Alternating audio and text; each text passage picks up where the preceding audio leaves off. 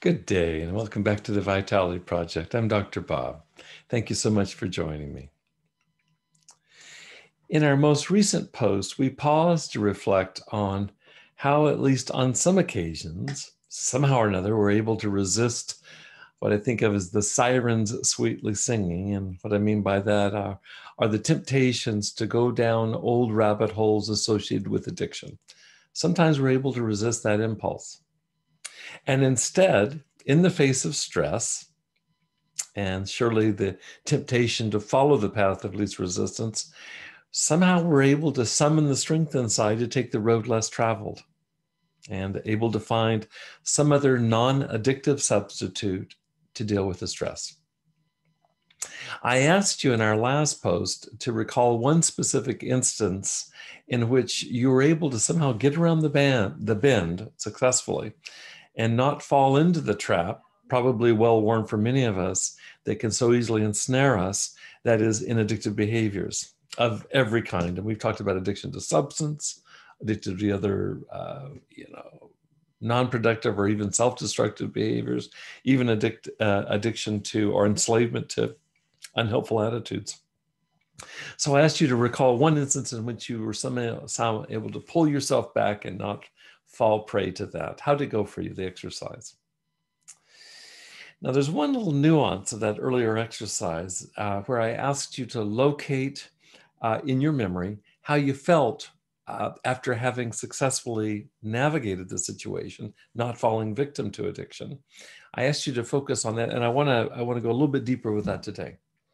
Let's focus on the sense of accomplishment that you had when you were able to somehow resist that tug or that impulse. You know, in psychology, from Dr. Albert Bandura at Stanford University there's been a lot of research on self-esteem, what builds positive self-esteem or feeling good about ourselves. And starting with Bandura and tons of research to support this, we need to have what he called a feeling of self-efficacy.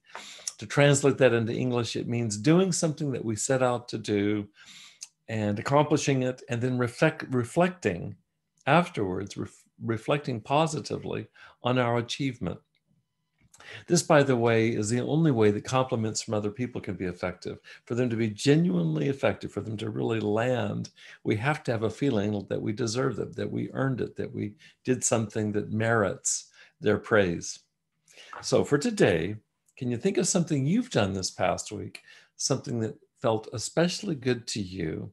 Maybe it's a way that you contributed to someone else. Maybe it's something that you did to take care of yourself.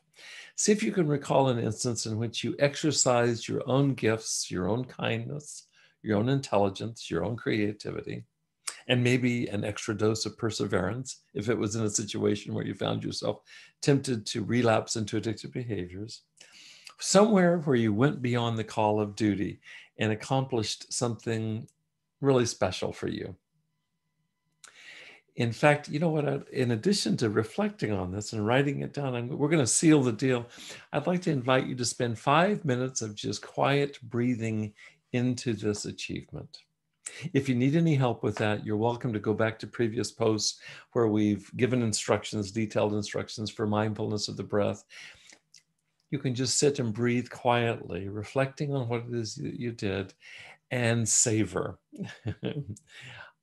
What I'd like to do is to see what it's like for you to pause in a moment of genuine, what I think of as earned pride. We're really talking about building real self-esteem, and we're going to practice it this week, okay? Good luck with the exercise. Thanks again for joining me. Please stay safe, be well, come back and join me again soon. I look forward to that.